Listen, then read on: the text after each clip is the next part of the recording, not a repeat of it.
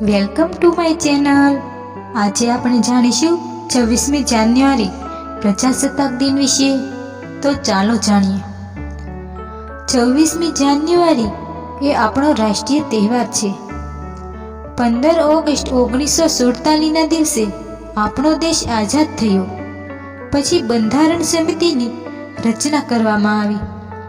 તેના અધ્યક્ષ ડૉક્ટર બાબા સાહેબ આંબેડકર હતા। આ સમિતિએ દેશનું બંધારણ ઘડ્યું।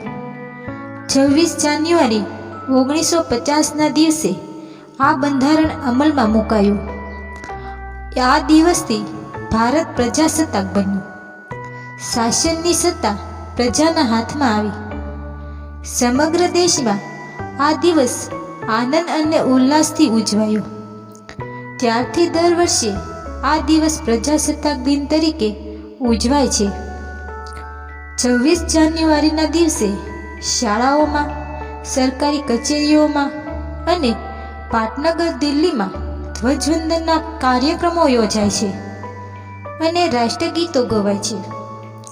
દિલ્હીમાં ધ્વજવંદન પછી લશ્કરી વાહનો સાથે લશ્કરની 9 પાંખોની પરેડ થાય છે અને રાષ્ટ્રપતિને સલામી અપાય છે।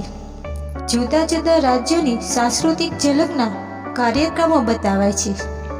આ દિવસે કેટલીક શાળાઓમાં અને સોસાયટીઓમાં જુદી જુદી હરીફાઈઓ યોજવામાં આવે છે।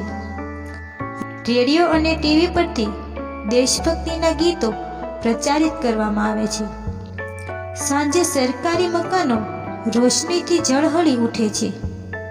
તો મિત્રો, આપણે પણ રાષ્ટ્રની પ્રગતિ થાય તેવા કાર્યો કરીએ અને દેશહિતની પ્રવૃત્તિઓમાં સાથ સહકાર આપીએ।